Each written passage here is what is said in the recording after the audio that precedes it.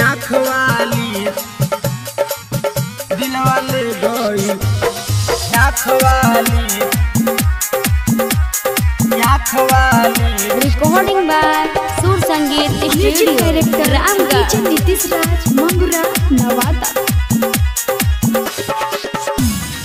ओकरे पीछे हम तो रही पगलाई जहिया से देख के रहे मुस्काई ओकरे पीछे हम तो रही पगलाई जहिया से देख के रहे मुस्काई खाली बहतिया कोहेली माँ जागवाली खाली बहतिया कोहेली माँ जागवाली दिलवा ले गइल हमार बड़की आँख वाली दिलवा ले गइल हमार बड़की आँख वाली दिलवा ले गइल हमार बड़की आँख वाली। डीजे नीतीश राज आँख वाली मंगुरा नवादा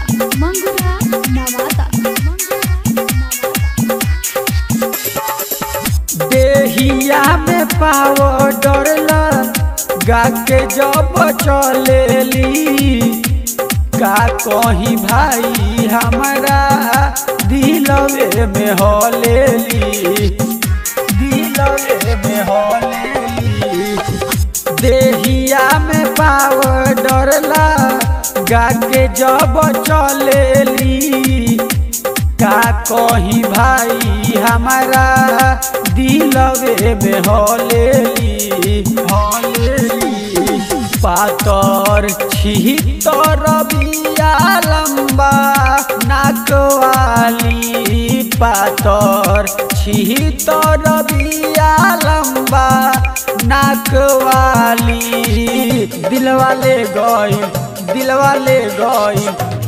ले गइल हमार बड़की आँख वाली दिलवा ले गइल हमार बड़की आँख वाली दिलवा ले गइल हमार बड़की आँख वाली। नीतीश राज आँख वाली मंगुरा नवादा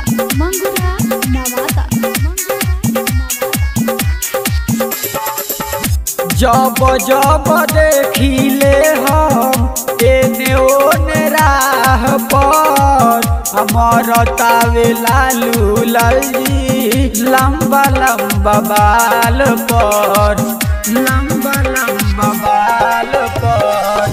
जब देखिले हम एने ओने राह पर मरतावे लालू लाली लंबा बाल पर